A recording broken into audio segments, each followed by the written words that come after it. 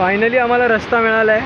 त्या छोट्याशा पायवाटेतनं आम्ही वरती आलो आहे आणि आता वर चढतो आहे आणि पूर्ण टीमवर्क होतं. मी ह्या रस्त्याने खाली आलेलो त्यामुळे हा रस्ता माहीत होता, नाहीतर या लोकांची गोची झाली असती. हां हां पेडणेकर काका, मी या रस्त्याने आलेलो म्हणून सांगू शकलो की मी इथून आलो. बरोबर. हां नाही तर सगळेच जर का रॅपलिंग करून आले असते तर गोचीच झाली असती. तू इथे आलास, हा रोड बघितलास, माहीत पडलं. आता आपल्या चालण्यावरती आहे. 45 मिनिट पकड थांबत थांबत गेला तर. ती लोक अर्ध्या तासात जातात गावकरी. पूर्ण जंगलातली वाट आहे. माझ्याबरोबर जेवढे सगळे ते सगळे रॅपलिंग करून आलेले आहेत आणि मी एकटा ह्याच पायवाटेने आलेलो खाली. शीतकडा वॉटरफॉल्स 2026पर्यंत बरीच लोक शीतकडा वॉटरफॉल्सजवळ मला पाहायला मिळाली, पण हीच केस 2024मध्ये नव्हती. त्यावेळेस नुकताच ॲडव्हेंचर व थ्रिल शीतकडा वॉटरफॉल्सबद्दलचा सुरू झालेला, म्हणजेच रॅपलिंग सुरू झालेली. हरिहर गडाजवळ बसलेला हा वॉटरफॉल्स खरंच खूप सुंदर दिसतो, मनमोहक आहे. हे सगळं आपण दोन्ही व्लॉग्समध्ये आधीच्या पाहिलं. तुम्ही जर का आधीचा व्लॉग माझा पाहिला नसेल तर कृपया माझ्या चॅनलवरती दोन्ही पण व्लॉग्स तुम्हाला पाहायला मिळतील, ते जाऊन बघा. शीतकडा वॉटरफॉल्स 350 फुटावरनं खाली कोसळतो आणि तिथे जी रॅपलिंग ॲक्टिव्हिटी होते ते खरंच खूप ॲडव्हेंचरस, थ्रिलिंग आणि एक्साइटिंग असते. 350 फुटावरनं हा कोसळणारा धबधबा एक अप्रतिम अनुभव देऊन जातो. हे सगळं तुम्ही माझ्या आधीच्या ब्लॉगमध्ये पाहिलंच असेल. अनुभव व्हायचा असेल तर डिस्क्रिप्शनमध्ये दिलेल्या कॉन्टॅक्ट डिटेल्सवरती कनेक्ट करा. खूप सुंदर अरेंजमेंट्स करून मिळतील, जेवणापासून पोचण्यापर्यंत आणि रिटर्नसुद्धा. सो हा एक्सपिरियन्स घ्यायला विसरू नका. आणि ह्याबद्दलचे सगळे डिटेल्स मी माझ्या आधीच्या ब्लॉगमध्ये शेअर केलेत, त्याचे हे थंबनेल्स आहेत. 2024मध्ये मी इथे आलेलो तेव्हाचा अनुभव देखील मी इथे शेअर केलेला आहे आणि हे त्या व्लॉग्सचे थंबनेल्स आहेत. हे सुद्धा तुम्ही जाऊन पाहू शकता. खूप सुंदर अनुभव होता 2024चा आणि म्हणूनच 2026मध्ये मी परत आलो. अप्रतिम अनुभव होता. दोन्ही व्लॉग्समध्ये थ्रिलिंग एक्सपिरियन्स मी शेअर केलेला आहे. दीपक पेडणेकर काका नेहमी कॉन्फिडंट असतात बिकॉज एक्सपिरियन्स्ड आहेत. त्यांनी बरेच ट्रेक्स केले आहेत, रॅपलिंग केले आहेत, त्यामुळे ह्या माणसांनी स्मूथली रॅपलिंगचा अनुभव घेतला. हे त्यांचे ड्रोन शॉट्स आहेत. ड्रोन शॉट्ससुद्धा घ्यायचे असतील तर SRA टीमला सांगा, ते एक्स्ट्रा पैसे तुम्हाला लावतात, चार्ज करतात आणि तुमच्यासाठी हे ड्रोन फुटेजेस घेतात, कारण ते प्रोफेशनली हे करतात. सो पेडणेकर काकांनी सक्सेसफुली रॅपलिंग केलं. त्यानंतर विजयनी देखील केलं. मी खाली पोचलेलो. माझा प्लॅन वेगळा होता. रॅपलिंग मला करायची इच्छा नव्हती, कारण मी 2024मध्ये रॅपलिंग केलेलं होतं. यावेळीस मी वेगळा मार्ग धरला. जंगलातनं उतरत गेलो आणि जंगलातनं उतरताना एक काळजी घेतली, ती म्हणजे मी एकटाच होतो, त्यामुळे लोकल घेतले. मी अजून ग्रुपमध्ये असतो तरी लोकलच घेतले असते.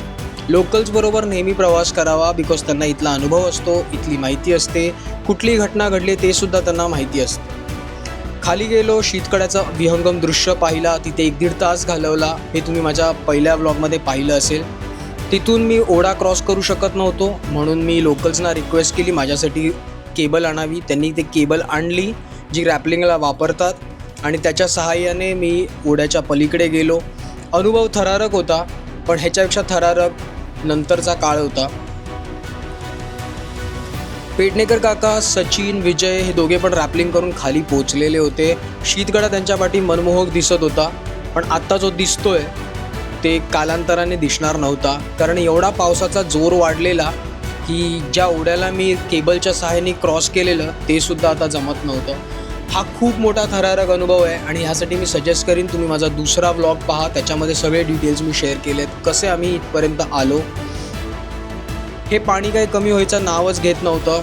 पाण्याचा प्रवाह वाढत होता. समोरचा शीतकडा वॉटरफॉल्स दिसत नव्हता आणि आम्ही दुसऱ्या एका केबलची वाट बघत ह्याच दगडांवरती, खडकांवरती वाट पाहत बसलेलो. हा काळ जवळपास 1-1.5 तासाचा होता. तोपर्यंत काही पोरं पलीकडे जात होती, स्वतःची लाईफ रिस्क करत होती. त्यांनासुद्धा सांगितलं नका करू, पण ते काय ऐकायला मागत नव्हते. शेवटी तो प्रसंग आला ज्यावेळेस आम्ही केबलच्या सहाय्याने हा ओढा क्रॉस केला. हा मी आहे आणि बघताना थरारक वाटतो, खरंच थरारक आहे, पण जीव घेणा नव्हता.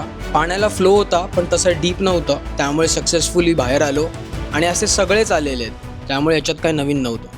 आता खरा प्रश्न होता जिथून हा खरा व्लॉग सुरू होतो, तो म्हणजे परतीचा प्रवास. मी रॅपलिंग तर केली नव्हती, मी पायवाटेने खाली आलेलो, पण हे पाणी वाढल्यामुळे ती पायवाट पूर्णपणे पाण्याखाली गेली. ती शोधणंसुद्धा अशक्य झालं.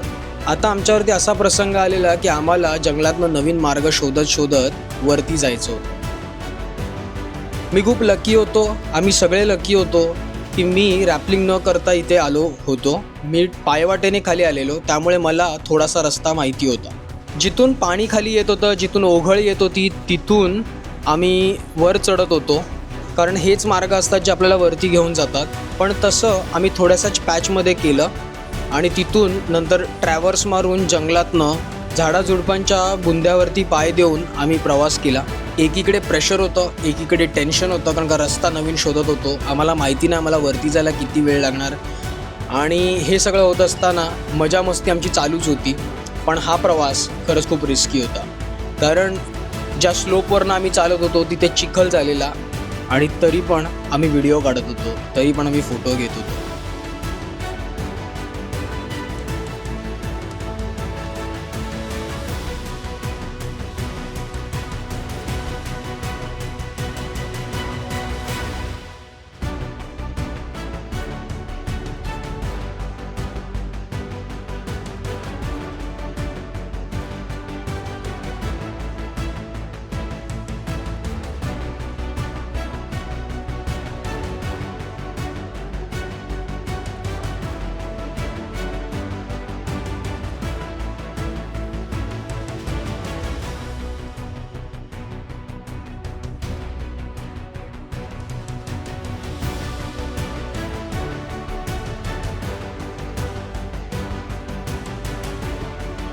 कुठे कुठे पायवाट बरोबर नसल्यामुळे पडलेल्या झाडांच्या खालून आम्हाला चालत यावं लागत होतं, कारण मोठं झाड पडलेलं आणि दुसरा रस्ताच नव्हता ना, आम्ही झाडावरती चढून खाली उतरू शकत होतो.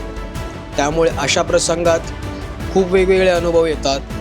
कुठलेही स्मूथनेस किंवा कम्फर्टेबल वातावरण नसतं. पाऊस वाढतच होता, कमी होत नव्हता. चिखल तुडवत कसेबसे आम्ही जंगलातनं आम्ही त्या स्पॉटवरती आलेलो जो रस्ता आम्हाला वरती घेऊन जात होता, आणि जवळपास पाऊण तासाच्या ट्रेकनंतर ती जागा आम्हाला पाहायला मिळाली. माझ्या पाठीमागे जो धबधबा दिसतोय तो पहिल्या ब्लॉगमध्ये तुम्ही पाहिला असेल, तो लँडमार्क होता. माझ्या कपड्यांची अवस्था बघू शकता. हे तर फक्त मीच आहे, असे बरेच लोक होते. सचिन होता, पेडणेकर काका होता, ज्यांचे कपडे खराब झालेले, आणि आम्ही चिखलात लोळत माखत इथपर्यंत पोहोचलेलो. आता त्या स्पॉटवरून आम्ही वरती निघालेलो जिथून मी खाली आलेलो, आणि खरा कस इथे लागणार होता. त्या छोट्याशा पायवाटेतनं आम्ही वरती आलो आहे आणि आता वर चढतो आहे, आणि पूर्ण टीमवर्क होतं. मी ह्या रस्त्याने खाली आलेलो, त्यामुळे हा रस्ता माहीत होता, नाहीतर त्या लोकांची गोची झाली असती. हां हां पेडणेकर काका, मी या रस्त्याने आलेलो म्हणून सांगू शकलो की मी इथून आलो. बरोबर. हां नाही तर सगळेच जर का रॅपलिंग करून आले असते तर गोचीच झाली असती. तू इथे आलास, हा रोड बघितला, माहीत पडलं. आता आपल्या चालण्यावरती आहे. 45 मिनिट पकड थांबत थांबत गेला तर. ती लोक अर्ध्या तासात जातात, गावकरी. पूर्ण जंगलातली वाट आहे. माझ्याबरोबर जेवढे सगळे ते सगळे रॅपलिंग करून आलेले आहेत, आणि मी एकटा याच पायवाटेने आलेलो खाली. त्याच स्लोपी रस्त्याने वरती उलटं चढत जायचं होतं. बॅग्स होत्या आमच्याकडे, थकलेलो होतो आम्ही, ट्रेकिंग केलेलं होतं. इतक्या सगळ्या गोष्टींमधनं आम्हाला वर जायचं. सकाळी जेव्हा आलेलो तेव्हा संततधार चालू होती. पाऊस खूप कमी चालत होता, पण आता तसं नव्हतं. आता पाऊस थांबतच नव्हता, आणि ते पाणी जे वरनं येत होतं त्याला तुडवत तुडवत चिखल झालेला, आणि आम्ही तिथूनच वरती जात होतो. फायनली कसेबसे आम्ही वरती पोचलो. तोपर्यंत संध्याकाळचे 5 वाजलेले होते. हा पूर्ण ॲडव्हेंचर थ्रिल ज्यासाठी आम्ही पैसे भरलेले होते ते पैसे वसूल झालेले होते. माझे कपडे बघा, मजा आलेली, मस्त झालेला सगळा ट्रॅक, मस्त झालेला सगळा प्रवास. पण येस, या सगळ्यांसाठी तुमच्याकडे एक प्रॉपर टीम पाहिजे. ती असली तरच ह्या सगळ्या गोष्टी मजेदार होतात, नाहीतर ह्याची शिक्षा भेटू शकते, कारण निसर्ग कोणाचाच नसतो. इतकं सगळं घडलेलं तरी मजा मस्ती चालूच होती. विजयसोबत एक वेगळा अनुभव आहे, वेगळं नातं आहे. पेडणेकर काका, सचिन खूप जुने मित्र आहेत, त्यामुळे मस्त झाला ट्रेक. आणि मित्र पण तसेच होते जे एन्जॉय करणारे होते, विचारांनी अलाइंड होते. आणि आता आम्ही ट्रेकच्या स्टार्टिंग पॉईंटवरती जात होतो. आता फक्त एकच डोक्यात होतं की जेवायचं, हातपाय धुवायचे, कपडे चेंज करायचे आणि मुंबईच्या प्रवासाला परतीला लागायचं. इतकं सगळं केलं तरी काकांची मस्ती काय थांबत नव्हती. एका बाजूचा वायपर जसं तुम्ही आधी बघितलं बंद होता, काका त्याच्यासोबत मस्ती करत होते. खूप विलक्षण असा अनुभव होता, मजा आलेली, मस्त झालेलं सगळं. तुम्ही तिन्ही व्लॉग्स माझे रिफर करा शीतकड्याला यायच्या आधी. तोपर्यंत जय शंभूराजे, जय शिवराय.